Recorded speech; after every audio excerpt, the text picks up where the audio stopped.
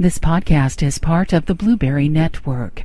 Blueberry.com is where listeners and podcasters come together. Check it out at blueberrywithnoease.com. So the Earbud U podcast, while fun to put together, doesn't run for free. And while we're happy to be a new member of the Blueberry Network, we'd like you, our faithful listeners, to do something for us.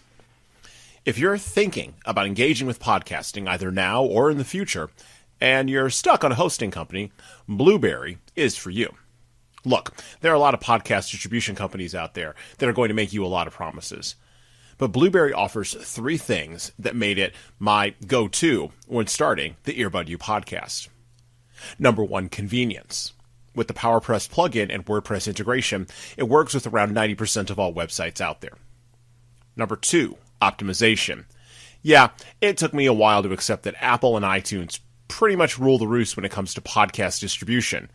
But after I came to that realization, Blueberry was great at making everything very, very easy. Number three, publishing and distribution is simple. Look, I have a lot of stuff going on in my life. I design corporate trainings, I give speeches, I write blog posts, and occasionally I get to see Mrs. Earbud U and the kids. But with Blueberry, publishing my podcast was done and over in 3 easy steps. No muss, no fuss, no bother. Look, head on over to blueberry.com, no ease, and type in the promo code earbud_u, and they'll give you a month of hosting service for free on me. You can't beat that deal with a stick. That's blueberry.com, no ease, and type in the promo code earbud_u. And now, on with the show.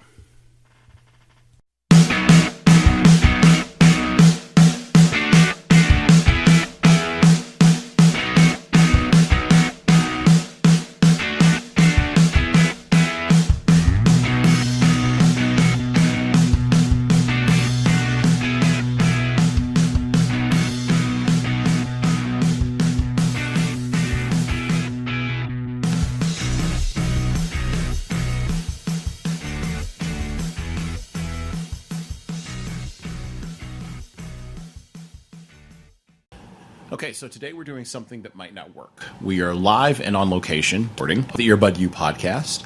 But I want to talk a little bit about the location, and I'll let our guests talk a little bit about the location. I think a lot about entrepreneurship. I think a lot about marketing, and in this season of Earbud U, we're going to talk to people who are sort of operating outside of the boundaries a little bit. They're coloring outside of the lines. They're coloring outside of the lines in entrepreneurship. They're coloring outside of the lines in business. They're coloring outside of the lines in all of the areas that we sometimes, based upon our Industrial Revolution thinking, believe are sacrosanct and the lines can't be colored outside of. One of the areas that you want to color outside the line of is around money. And people often remark that money sometimes makes people act funny. And not in the Heath Ledger Joker kind of way either. We talked a little bit about charging people for art last season in our episode with Nicholas Jackson of Nicholas Jackson Art and Design. And we talked about charging people because art is valuable. But what about managing money? Nobody gets excited when you're talking about managing money. As a matter of fact, eyes roll in the back of heads, and people gradually slump down in chairs until their heads are the merest slivers above a table. And then there's the common situation where two adults who are married to each other and should be on the same page hang out at the kitchen table talking about family budgeting every month. Or they don't, and it kind of slides off into oblivion. And then there's the fact that there isn't much education in school around the topic of money management, or the topic of financial matters. And no, the study of macroeconomics that you took in 12th grade doesn't count either. Here's a case in point that proves this point that I'm making. My son was asking me about credit card use during the summer. And he was on the cusp of turning 18 this summer, and he wanted to know things about credit scores and building a financial background and about what the penalties and pitfalls would be on taking on more than he could handle.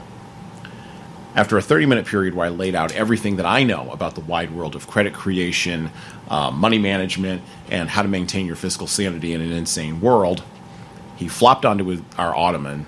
He picked up our cat, and he asked, "Why don't they teach any of this stuff in school?" Why, indeed. Welcome to the show. This is Earbud U, Season 3, Episode number 1. In our kickoff to our amazing third season of Earbud U, and by the way, if you've been supporting us and you've been liking what we do, please continue to do so. Continue to listen, continue to download, continue to review us and rank us in iTunes. And this is our third season, and we couldn't do 3 seasons without you. So, to kick it off, we're going to talk with Ryan Berkeley and Travis Mouse, and they are partners and co-founders of Seed Planning Group based out of Binghamton, New York. Now, I'm going to let Travis and Ryan, as I usually do with every guest, talk about what they do, and because they can talk about what they do best. But there are 3 areas that are worth having conflicts about. Only 3. There's sex, which everybody knows about. There's religion, which of course everybody knows about. And then there's money. You know, that thing that makes people act funny. I firmly believe that money is a story, and the management of money is a story. And it's one of the most powerful stories that human beings have ever invented to make value and to take value from a very, very complicated world. But what happens when the story has to change? What happens when there's a job loss, an income reduction, a disability, or even a bad day at Black Rock and an automobile accident? Who are you going to call? I want everybody to have their financial ducks in order, everybody. And I'm working really hard, even as an entrepreneur, to scrimp and save and keep myself out of financial trouble and as prepared for potential catastrophes as I can be. But even I've missed some things. And I'm the first to admit that. So, let's take a listen to Travis and Ryan. Let's bring them on the mic and take a little knowledge from our talk. Well, all right, let's get into it.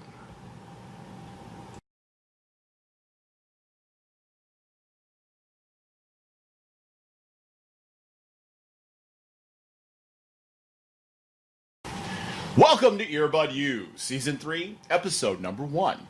Get your knowledge on through your earbuds. Our special guests for our show today are Travis Moss and Ryan Berkeley, financial and entrepreneurial investment gurus who own and operate Seed Planning Group based out of Binghamton, New York. They do a lot of work in a lot of different areas, and they're differentiated in the financial space in a lot of different ways. Now, many people think that finance, economics, accounting, and other areas are boring, and I'm doing the air quotes, or irrelevant. And then there are just as many people who think that there's, quote unquote, more than enough information out there already, so how much more information do I need to get? Now, I believe personally, as the host of Earbud U, and as an entrepreneur and a consultant and a trainer and all those other areas I'm differentiated in, that both of these perspectives are wrong. And these 2 people, locally here in the Binghamton area, are changing the financial game for their clients. And hopefully, as they expand soon throughout the region and hopefully all over the country. Welcome to Earbud U, Travis and Ryan. Thank you. Thank you, Jesan. Thank you for having us. Congratulations on your 3rd season. I know, right? And we're happy to be a part of it. Absolutely. Thank you. Well, you know, you're my kickoff. So... You're my kickoff. So, you know, don't be intimidated by the radio voice, by the way. Normally, it normally descends into a regular conversational tone after about like a half hour in. So I gave you a nice, broad opening here. I gave you a lot of space to play.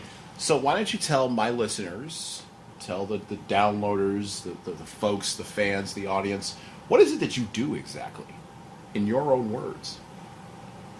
And now Travis is like pointing at Ryan.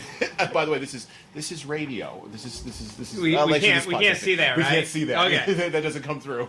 I'm pointing at Ryan. There you go. That came through. So Seed Planning Group is a fee-based financial planning firm, and our work with both individuals and businesses, mainly individuals, helps put them on a positive financial track. Okay, and Travis, why don't you jump in? I think that our biggest role in what we do every day is we help people define what wealth means. And everybody's got a different definition of wealth. And to some people, it's how much money they have. To some people, it's how healthy they are. To some people, it's spending time with their family.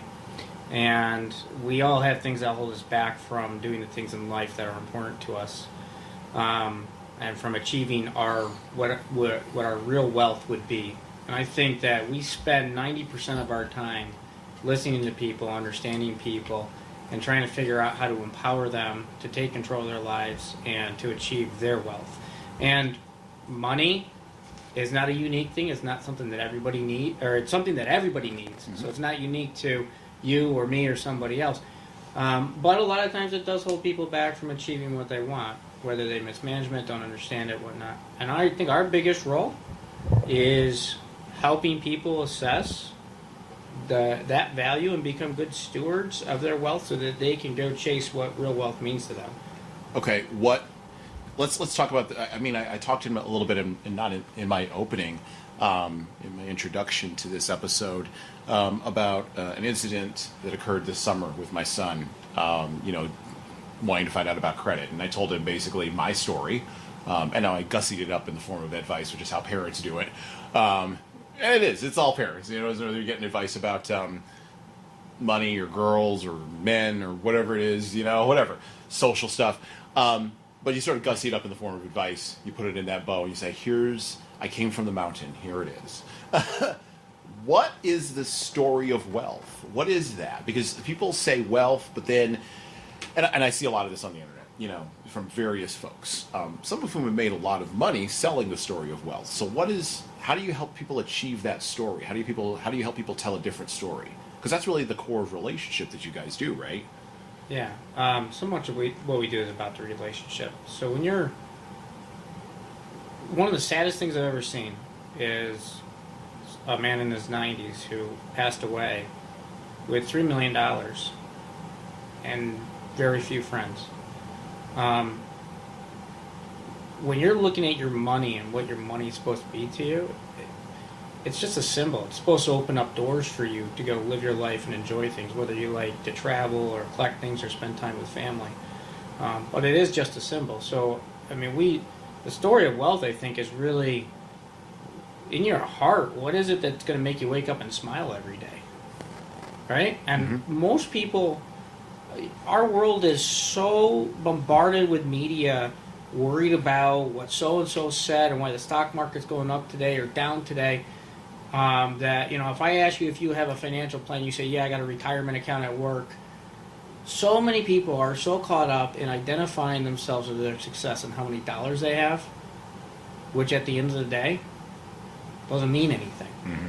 So I think the story of wealth is really like you individually, what is it that makes you feel incredible? Mm-hmm. And when you really get down to it, very few people are going to say, well, how many zeros in my bank account? Most people are going to say, I can't live without my kids. Right.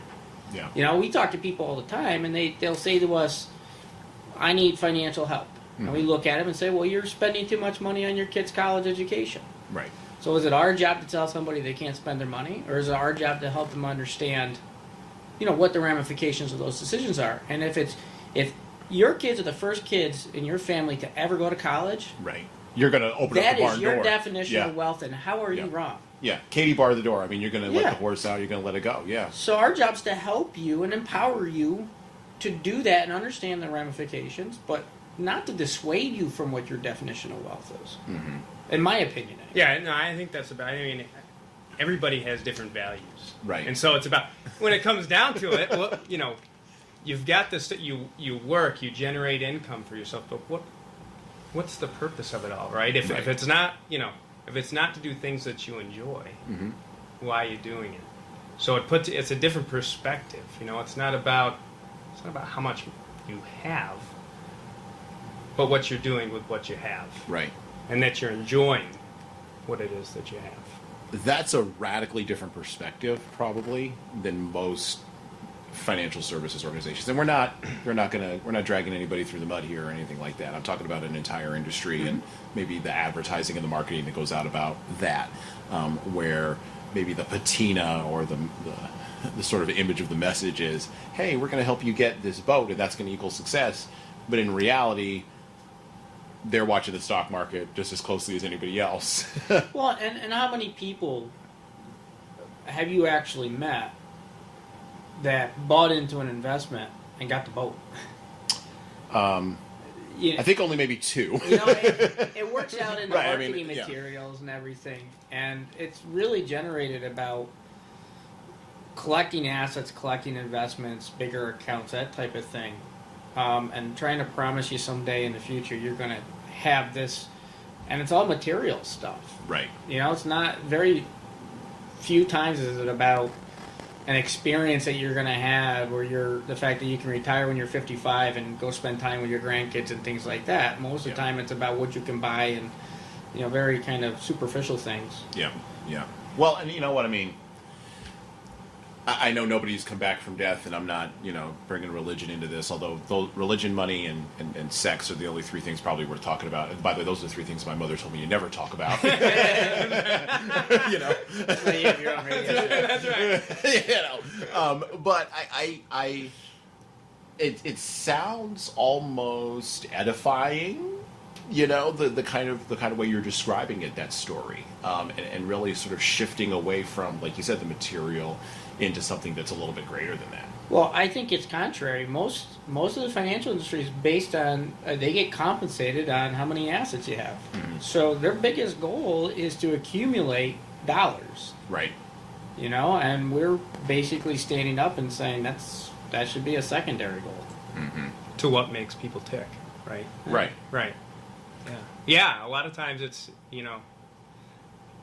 I brought in this many assets, or it's about hitting production goals, and a lot of organizations, I think, and they miss the greater point of it. You've got a lot of power and responsibility in this field. I mean, you make a big difference in people's lives. Mm-hmm. And I think consumers are getting smarter. I think, as the baby boomer generation ages, and they come into a point where they're retiring and they're moving assets around and they're looking at what they want to do for the rest of life, and did they save enough money, didn't they save enough money. I think there's a lot of fear out there. I think there's a lot of unique conversations. I think there's a lot of difficult situations with people having, being in the sandwich generation and everything. I think that they're looking around now going, I need somebody to listen to me. Right. I need somebody to understand, what I need in life, because, it's important to me. Yeah. And it's more important than actually their investments. Well, and really, how often, I mean, let's think about it. Like, how often, even in your own lives, when you were growing up, how often did your parents talk to you about the deeper parts of money? I think of Susie Orman, she writes about that. I know, yeah. But, I mean, she writes about just how money is a story. And that's as far as I'm going to go into that. But, I mean, she writes about how money is a story. And I absolutely believe that. It's an object, and I could pull out $1 or a quarter right now, and it's just an object. That's all it is. Money's a taboo topic. If you're going to go, like, let's say you go to school and your teacher stands up and tells you, that whole thing about don't buy Starbucks coffee. If you save $4 a day, on your latte, and you add that up over a year and you invest that, you're going to be a millionaire by the time you're 60, right? I mean, we've seen that before. Yeah. But if what if I like the latte? But if I yeah, what that's if right. That's the other piece. But if I teach you that in school, yeah, and you go home and you correct your parents for buying the latte, are they going to be mad? Oh yeah, my father. Yeah. Oh my gosh, yeah. I mean, forget it. I'm doing fine. Who are you to tell me? Who are you to tell me? You just popped out 5 seconds ago. Yeah, and I'm gonna be mad at whoever told my kid to tell me that. Right. Right. So money becomes one of those things that's hard to talk about. Yeah. And it's misunderstood, and it kind of gets worse and worse the older we get. Yeah.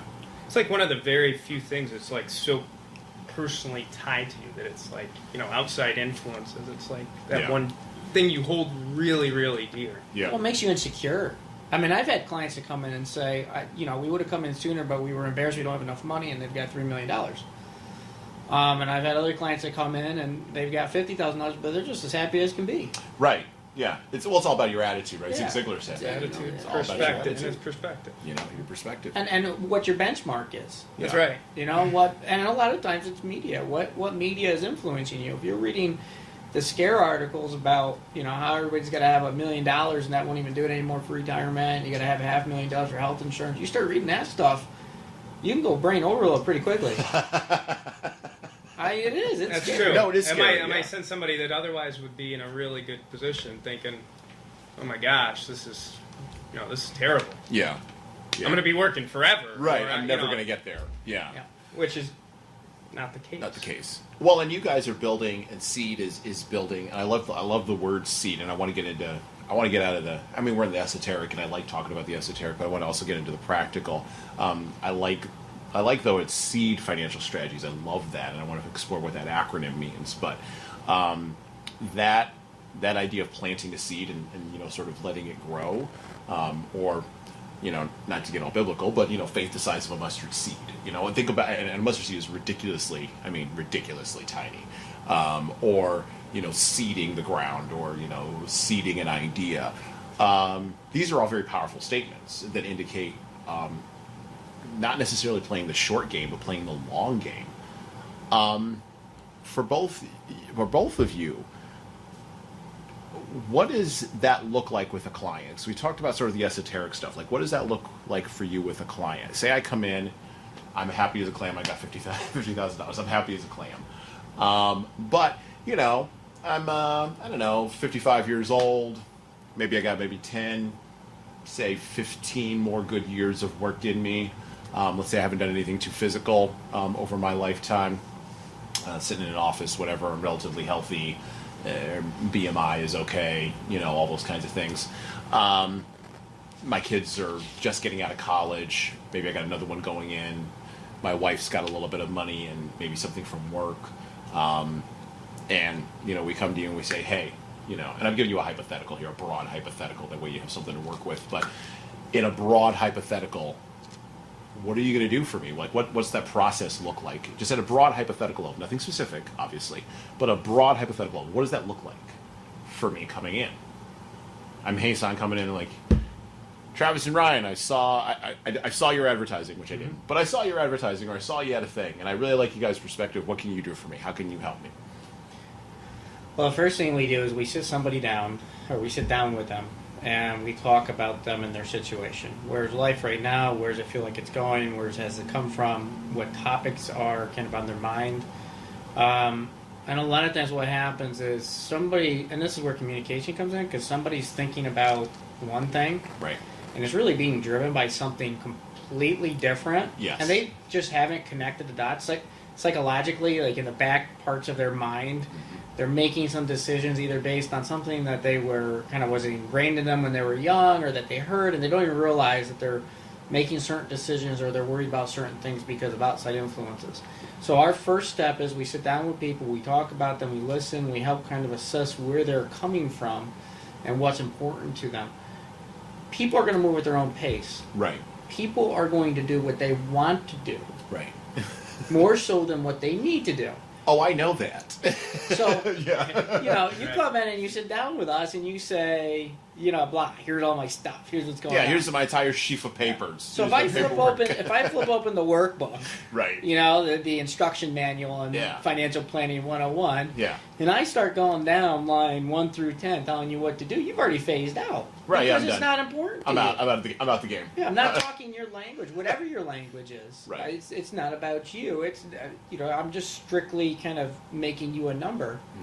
Mm-hmm. And so what we try to do is make it more about you and what are your priorities. And hey, we also think additional to your priorities, here's 3 or 4 things that you really need to address.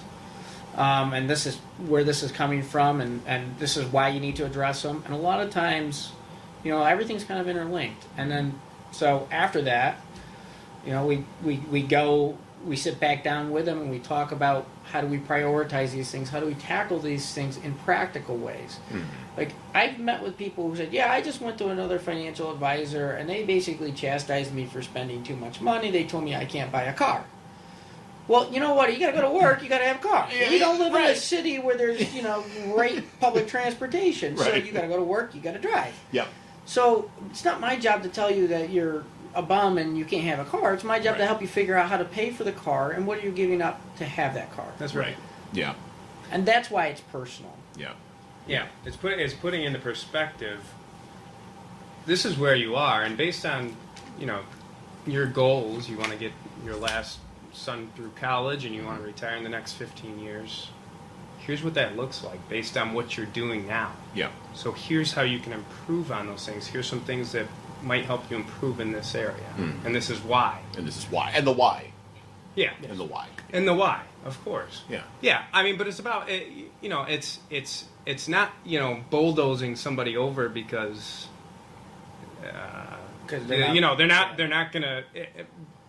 going to be. It's not like going to the dentist. Every time I go to the dentist, the dentist yells at me. Like, Yeah. why are you yelling at me? Yeah, why don't Yeah, you floss yeah, better? this is not, that's not relatable. That's well in the back. Well, you That's guys who I get am. you guys get the My same company, thing. You fix this for me. You know? Just Travis and I are going to the same dentist. Yeah. It's ridiculous. Why don't you floss more? Shut up! I'm like 36. Yeah, Leave me alone. guess what? It's how it is. So what? What are you gonna do? I'll come back for an extra clean. Yeah. Okay. Hey, but that's a great analogy because financial planning is very similar. There's some people that we have to see more often because there's certain things that they're not going to do that they know they're not going to do, and when we become that important to a part of their life, we learn about it and we go, okay, we know this person's not going to do this. They know they're not going to do this. We know they need to do it. They know they need to do it. Yeah. So guess what? We got to see you more often to make sure you're doing it. You're doing it. Right? Or we'll do it for you. Yep. And there's some people, all we got to do is basically write them a prescription. You're going to do this, this, and this, and they go off and they do it. And they leave. Yeah. Yeah, and that's pretty rewarding to say, okay, I'll see you next year. Make sure that you're, if we got to tweak anything, we do. But pretty much you're self, medicating, if you will. Yep. Yeah. That's awesome. This is highly entrepreneurial to me. How did you both sort of come to this space? Like, what's your history? Because you didn't. I don't know. Maybe some people do. Maybe they pop out. They're like, "Hey, I'm gonna go do financial stuff from like the time they're 10." That's right. It's know? like my wife was gonna be she was gonna be a teacher since she was in first grade. Right. She just knew that. Yeah. That's incredible. That's amazing. I wasn't there. Yeah. Okay. I wasn't there. So what got me into this this industry actually was my father-in-law provided me with a book which he paid both of his daughters to read on personal finance. Did he pay you to read it? Did he pay you? I don't know. He may have. I really don't remember. Okay. All right. Charge him interest. That's right. Yeah. So he gave it to me to read, and I read this book, and all of a sudden I was like, you asked about finances and family. Yeah. And that was nothing we ever talked about growing up, right? And if you think about, we could talk about education forever, but you talk about the schooling, and the most I think I learned in my high school was how to write a check in a checkbook, so nothing related to personal finance. So so I was introduced to this book, the concept on personal finance, right? And it was incredible. Mm-hmm. It was like one of those ding. Yeah, it was. It was one of those things where all of a sudden I'm spending 2, 3, 4 hours a day online reading different blogs, reading about budgeting, about investing, about saving, about all of these different concepts, which really I hadn't ever thought about before. It seemed. Yeah. Yeah. That's Travis is sitting over here laughing. Well, what are you laughing? What do you like? I don't know what he's laughing. The It's like first cracking up financial over book I read, it took me until about halfway through to realize that it was about, it was a UK Okay. Yeah. financial book. The United States. And so it was like talking about pounds and stuff, and like not even like different regulators. And it took me until about halfway through the book to figure out that it had nothing Like, none of to do this is with US applicable stock. to me. Yeah. But that's what got my interest in finances. And I had taken all the coursework I needed for my education teaching degree, and so I was interested in teaching, helping people. Right. Yeah. Well, one of my good friends, who was a client of Travis's at the time, introduced me to him. Okay. All right. That's how I got into The personal introduction. That's how I got into this industry. Okay. How many drinks did it take you to get him in here? I mean, or runs or whatever it is that he does that he likes. Ryan was, Ryan just jumped one of right the in. quickest studies. I was basically get out of his way because he's going to do this. Once he figured out that he could do it, it was more of just empowering him to do what he wanted to do, which was to help others. He came in from day one And it's the funniest things. Ryan will find some very small, what you would think is a very minor thing to improve something to help somebody. Mm-hmm. Like it could be, we could save somebody 5 cents, and Ryan will get so excited about it, especially in the beginning. And he'd come and go, "Oh my God, look what I found out! Look what we can do! We never knew we could do this. We can do this.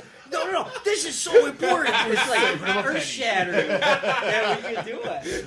You know." And so like, Ryan came along about halfway into when I had started in, I would say, personal finance. Yeah. And I think he really triggered the point where everything we were doing, we started questioning and saying, is this the absolute best way that we can do this? Right. So I don't by the way, think that's classic startup thinking. By the way, I mean that's classic. I don't care whether you're in a high tech startup, and I've talked to some people on the podcast who are high tech startups, or whether you're an artist working somewhere and you're like painting a mural and you're like, no, this is absolutely not going to work. There's got to be a better way. I mean, that thinking, there's got to be a better way to do this, that drives, like, this is a startup. That drives startup thinking, you know? Yeah. After you figured out, okay, there's got to be a better way for this, what did you do? What did you do then? Are you just like, you know what? I mean, was it Jerry Maguire? You walked out with the fish? Kind of. Like there were a couple We times sent the fish out first, and then we followed it. Yeah. There's got to be a better way. Well, This is the way we're doing it, right? Well, You know? the problem is that Ryan used to roll his eyes because he got to the point where I'd come in and say, "Hey, I read another book." Right. You know, like, oh, and I became all right. another expert on something else. Yeah. Like, oh, look at this. There it is again, yeah. And so finally one day he looks over and goes, "How do you know how to do all this stuff?" I go, "Well, I read in our book this weekend." You know? So once you start asking questions and you start being open to ideas and you start looking for options, you'll be amazed at how your world opens up. Because I think most of us have tunnel vision in what we're doing, and we won't even accept other ideas. Right. You know, and what's a visionary? A visionary is somebody who doesn't see what isn't there. He sees something that's there that everybody else is just ignoring. Right. Yeah. You know, and what we found is the more we dug and the more we learned, really the wilder and the bigger the ideas could get. And when we started questioning, okay, if we're going to change our business model and do it like this, and everybody's like, why would you want to do it like that? Everybody, it's going to be horrible and nobody's going to want to hire you. Of course. That's a good sign. Right? That's a good sign. No, that's a good sign. No, you're right. No, that is a good sign. Well, yeah. and my personality is, I'm going to fight till the end on that then, because Right, yeah. I look at it as a challenge. Like, well, if you're saying nobody's going to like it, that means probably everybody's going to like it, so I'm going to do it. Exactly. Yes. One of the big pieces of feedback I always get, and the Earbud U podcast is part of this, but also, what I do with the parent company, Human Services Consulting and Training, and the way that I approach my consulting and my training with clients, even the way I've built that coming out of the field of conflict resolution and mediation and all that. I had people tell me, oh no, you got to go to law school and you got to go do this and you got to go do that because this isn't going to work this way. And my first initial reaction is always visceral, of just like yours. I'm gonna fight it. I'm gonna dig in my heels. Oh, now you challenged me. Okay, now I'm gonna dig in my heels, and now I'm just gonna absolutely put my personal will behind it to make it work. But then the next thought behind that is, okay, yeah, that's why it's going to work. Is that it hasn't worked before, which means it's something that's totally new and something that's totally different, or maybe even not even totally new, just a little bit of a tweak on something that's so obvious that people have missed it. Well, I think sometimes you can get too academic. If we all go and we Yeah. take the same courses and we learn how to think the same way, then we're not going to see the same problem any differently. Right. Yeah. And so you get in groupthink. Yeah, so the more kind of institutionalized I make my thinking, I think in some ways it challenges your creativity and it challenges your ability to get outside of the box and come up with creative solutions. Because you're back to the instruction manual on how to run a business and build a business. Right. And unfortunately, you can't, they have entrepreneur classes and they got leadership classes. Oh yeah.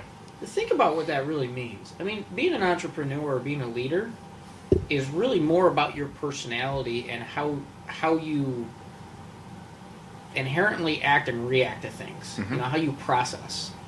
I'm not necessarily certain that those are learned traits that you can become an expert on because you took a course on it. Right. Right? Well, and really a course sort of, and both of you can sort of agree or disagree with this, but I found like a course, and by the way, I'm a big believer in like going and getting learning, so don't listeners don't run up on me about that. And I mean, I have a background as an academic, so don't run up on me about that either. But you're right. There's a time for thinking and there's a time for doing, and those entrepreneurship classes I found can be the seed, but they can't be the tree. Like you got to go out and actually do something. And for me, being an entrepreneur was always about having the idea, but then reducing the level of risk in actually processing through that idea and processing through that outcome. But what you get in an MBA program sometimes, depending upon which program you're in, and some of my listeners are MBA graduates, and good on you. But sometimes what you get from that is entrepreneurs are always risk takers, and they're taking risks every single time, and they're always jumping off of cliffs and building parachutes on the way down. And that's not it. Like, I'm in the business of reducing my level of risk and maintaining something to grow it. Actually, a lot of entrepreneurs are very risk averse. Right. They take calculated. A good entrepreneur, so anybody can start a business and be an entrepreneur. Yeah. But I think there's a difference between a good entrepreneur and just an entrepreneur. Yeah. And I think a good entrepreneur takes calculated risks, and even though they're taking chances and taking risks, I think that a lot of times they're much more process-oriented, calculated, thought out about the risks that they're taking. So it's not like they're throwing a dart on the board and saying, let's start that kind of business. Right. That's what the unsuccessful entrepreneur, I think, does it most of the time. Is they say, I'm going to start a business because I don't like having a boss anymore. Yeah. That's the worst reason. And they go to wing start it. a Right. business. and it's hard. Oh yeah.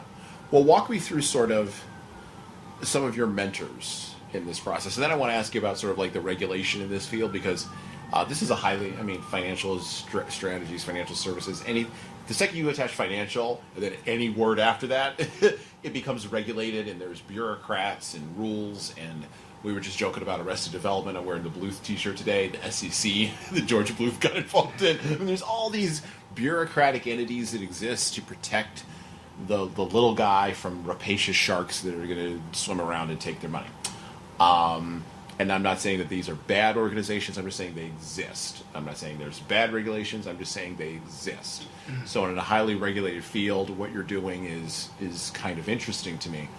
So we'll talk about that. But mentors, who sort of, how did you means test your idea?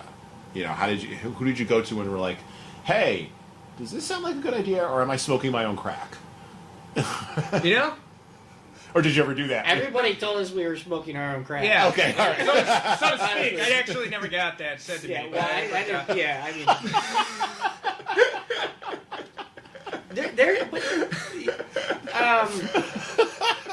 you know what it was.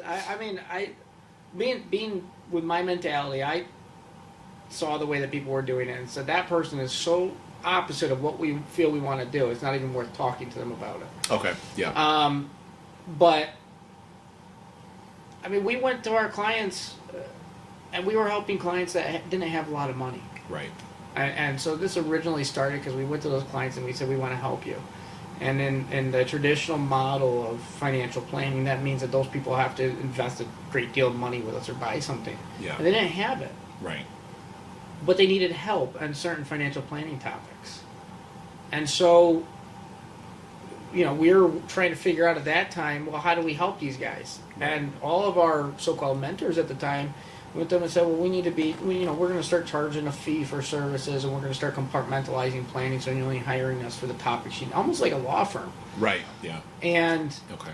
And this is done at the macro, like there's big firms in this country that deal with people with lots of money. This is how they do it. But what happens is scale. They have the industry has a very hard time bringing us down to help people that aren't millionaires at that type of hands-on level, at the fee-oriented level. Yeah. And so we're trying to figure out how to do that, and everybody's telling us, who would want to pay a fee for advice? Yeah. Who wouldn't? Well, that's right. That's exactly it. But when you're in that model, that mentality, that's not the right mentality. So, part of it is trial and error, but the whole reason that this happened is because we realized there were so many people that needed help. Right.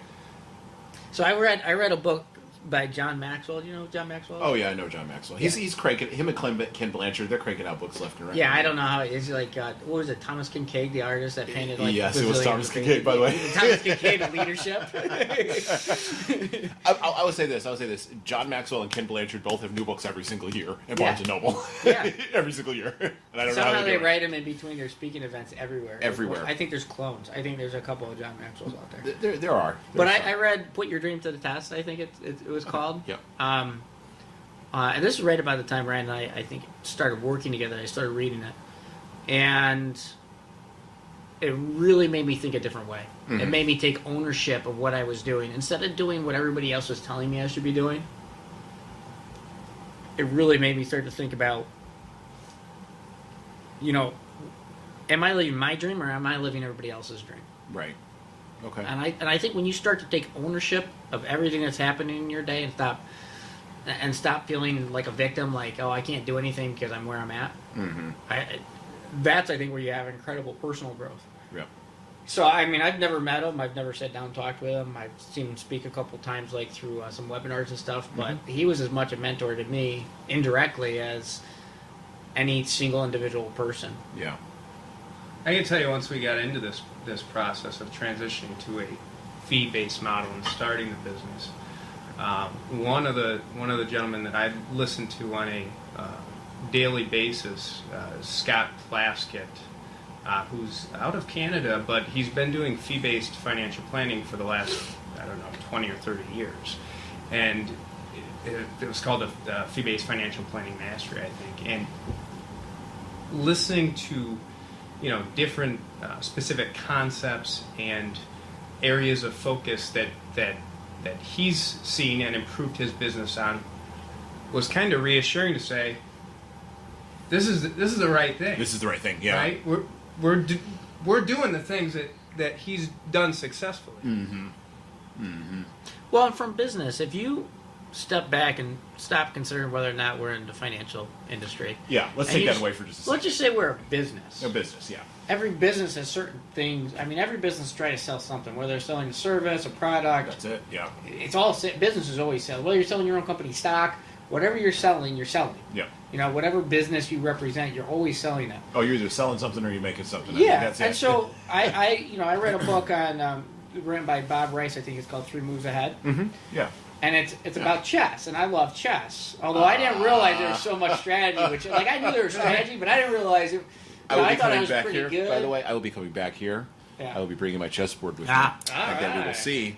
We'll But see where that winds up at. It blew me away, the concepts of stop thinking about our business in the way that everybody's doing our business, and start thinking about our business as a business with a product that we sell, the product being our service.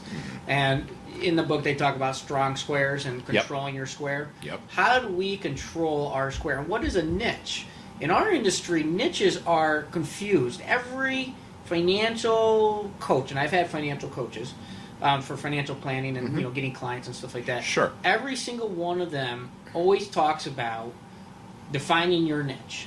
And so the typical niche is, I work with physicians over 55 years old that have $1 million in assets that blah, blah, blah, blah, blah, right? Right. Yeah. That's not a niche. That's not a niche. Right? That's A not niche is something that you do that is unique, that you have command over your local market or your market in general. Yes. Something that you set the trends in, right? Right. So we came back. What I took from that is, who are we really? Ooh. Yeah. What can we control in our market, and really just you overdevelop and overinvest, and you learn like crazy from that, and then you can expand from there. Get really strong and really, really good, and then continue to build from those lessons you learn, but always protect that strong square. Yeah. And so that had definitely influenced me to think of, financial services, gave me advice, investment, that kind of stuff. That is the product of our business, but it's it's looking at our business as an actual thing, which is hard for most business owners because they're typically, I'm the business owner, I'm the manager, and I'm the practitioner. Right. Yeah. And most of our expertise is in being the practitioner. Right. So Yeah. it's separating that out. Yeah. One of the things that I talk about with startup founders, and this is sort of a parallel point, and it really works here, is sort of this idea of are you an entrepreneur, are you a consultant, or are you a freelancer? And those are three distinct identities. And by the way, these can vary from project to project inside of, or moment to moment, or day to day inside of a much larger edifice of whatever the project is that you're building. And so I was talking with a couple of startup founders the other day, and I was sort of laying this out for them. And basically, a freelancer works from project to project, and literally goes from, in the case of your business, goes from client to client to client, and charges the fee, and that's the client, and boom, close the relationship, the loop is closed. And when there's no more clients coming in, then there's no more money. Right, you got to figure out something. So that's a freelancer.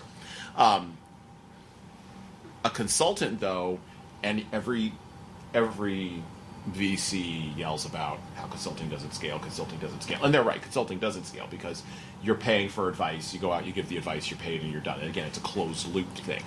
But entrepreneurship is something different. And entrepreneurship is, I built this product out, and now I can build out from this product a bunch of other little different pieces that I can also charge for, that, much like Starbucks for Howard Schultz, makes money for me while I sleep.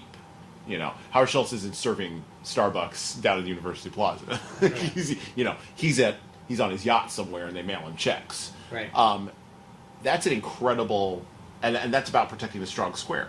It is about protecting a strong square, and really, it's also about differentiating inside of that square and figuring out how you can block off all the potential exits or entrances, and really dominating that space. Well, the Department of Labor is dealing with an issue right now.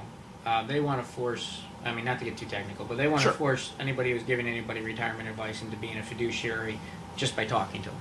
Okay. And so what that does is it creates a amount of compliance costs, an amount of it forces advisors to avoid what they call self-dealing, which means that they can't make the commissions that they normally make without a lot of disclosure, which is very expensive and costly for commission-based people to make. Right. And so there's all this pressure to stop the Department of Labor because we're concerned that the average American won't be able to get advice because they won't be able to afford it, because if I'm not making a commission, I got to charge you thousands of dollars to make up for that commission to give you advice. Right.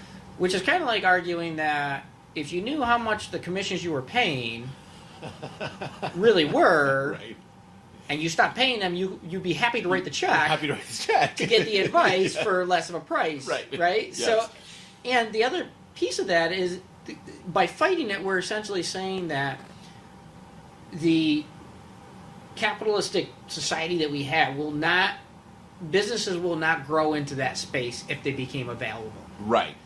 And so what we have identified is, how do we do things at a smaller scale for people? I don't need to take over your financial life. No. Right? But most firms, that's what they want to do. I want to take over your entire financial life. I'm going to do your taxes. I'm going to manage every asset you have. I'm going to buy and sell your house for you. We're going to take care of everything. Why? You don't need us in all that, unless you're uber wealthy, and then maybe you need an agent for that. Yeah. But really what you need is, you need a little bit of help on your retirement account. Maybe you need to be told how much to save, and you need to be told to open the college savings account or something like that. Yep. Right? So if we can capture what it takes to make those recommendations and create a price structure around those recommendations, we drive the prices way down. Yep. Right? And we make it very specific to a topic. Yeah. And we can dominate.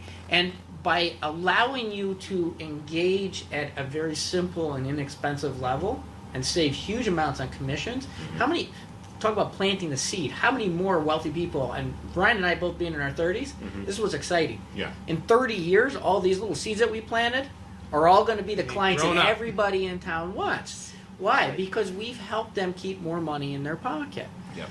So the more that we can create things that they can afford, that are transparent, that are reasonable, every time they need something additional, we're here. Yeah, exactly. So strong square and replicating it, scaling it, creating something that if it's a if we're only focusing on 2% of our local market, we've got a very defined market. Yeah. very hard to scale that, very hard to break into other communities with that, because a lot of it is networking. Yes. So it's very hard to get to scale, plus the expense of developing the expertise. Because it's not just... Well, that's all your product development because I have dollars capacity. go to. Yeah. I have a capacity. I can handle so many clients. Ryan can handle so many clients. Yeah. So eventually you get to the point where you cannot logistically handle more clients at a high level unless you're willing to pay somebody and bring in the next generation. Right. And that's where it starts to get difficult for most advisory firms. Yeah. Especially because they're saying, I don't want all these little people. Yeah. I don't want all these little people. Well, I only want them when they inherit their money. Then they come work with me. Yeah, that's... Yeah. And the other difficult part about that is having the processes in place to handle that. Yeah. System. So You got to systematize. yeah, that's right. Mm-hmm. That's right, and that's another. We got to difficulty. systematize the entire thing. Yes. Well, maybe not the entire thing, but a good chunk of it, right? Absolutely. Yeah. Well, but you've got to be careful, because the big value that we talked about earlier is listening and understanding people's needs and helping them connect their needs with their wants, really. Right. Yeah. Right? Yeah. And so you have to keep that part individualized. All the work that goes into putting together the pieces to help people get from point A to point B, that can be systematized. That's right. Yeah. So, and it needs to be systematized in a way that when we're looking at a business process, we're not saying, geez, we have X amount of households right now we're working with. We need to be able to manage that. We're saying, at our growth rate, we need to be able to handle 3 times that much relatively soon. Whatever systems or processes we're developing, number 1, needs to be scalable. Number 2, can I easily duplicate this someplace else? Everything's got to be scalable and duplicatable. Yep. Otherwise, we're creating something that the value is very low. Well, and it only survives once. Yeah. You're talking about the next generation, and talk about planting seed to the next generation. It has to be something that is there when those people get to that spot. Right. So you're playing the long game, right? And again, a lot of good financial services industry partners and folks out there, but you're playing the long game, and I really look at that as, and the parallel that I make from my field is in marketing. There's 2 kinds of marketing. There's, your short-term sort of interruptive marketing that's personified by advertising, that interrupts you while you're eating your dinner. And then there's the long-term relationship-based marketing that's more inbound, where, hey, you go read a blog post, maybe you don't buy anything today, but yeah, I'm going to bookmark that and go back to it. And that person who's creating that content has no idea if you're bookmarking it, but they're just going to keep putting it out there every single day, doing things that may not seem to scale initially, but you know what? Planting that seed, keep watering it, build the email list, build all these things, and turn around 2-3 years later, hey, I've been looking at your blog for 2-3 years. I'm going to come in and work with you now. Those are really, really long game kind of things. And everybody's long game is different in every single industry. So, in marketing, the long game might be a year or 2 years or 18 months. In financial services, it might be 6 months or 4 months or, 8 months. Or it might be, like you're talking about, generations. And that's that's a long game. Well, and if we, again, separate the industry from the business. Right. And we talk about the longevity of a business. Yep. We need to keep an eye on where the market's going. Yep. From a business standpoint. And so we joke about all the time, we're young enough, we're going to see the decisions that we made this year come to fruition in 30 years. Oh, yeah. So we're going to be held accountable eye to eye with the people that we work with right now, we're their children. Yep. Based on the decisions that we're making and what we're doing for them. But when you look at a business and you look at longevity, we can afford to be creative. We can afford to charge less. We can afford to be aggressive in our strategies, because the average age for a principal in our industry is in their high 50s. Right.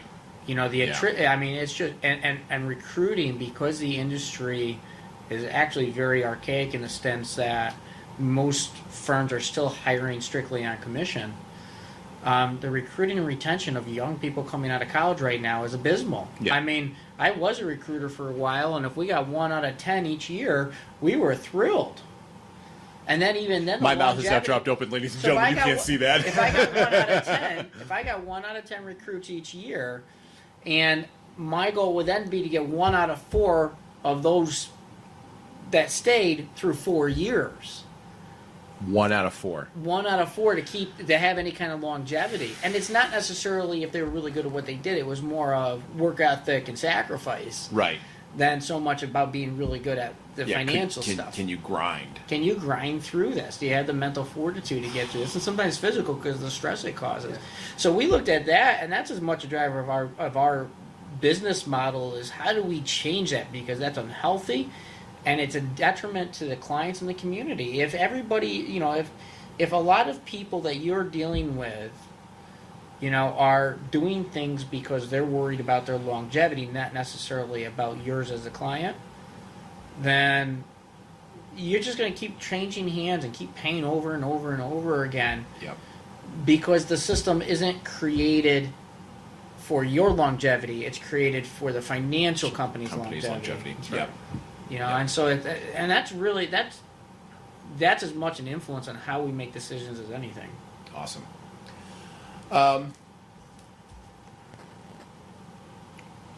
We're getting close to the end here, and I would love to, after we get this dropped, get you back on, because I think we just barely scratched the surface of some of this. I talk sometimes about conflict resolution in my field as a leadership competency. This way of thinking is a leadership competency. How do you advance this idea of education, this idea of longevity in your industry as a leadership competency among people? Because you're building out seeds in the community of people, but you've also planted something and you started a really radical idea in your own industry. How have you have you even thought about advancing this idea that you have, this really radical idea, as a leadership competency, as a different way of leading the industry, a different way of formulating the industry? Or are you just sort of like, hey, we're here, and you want to follow us, that's great, but if not, that's great too. We're just gonna keep going.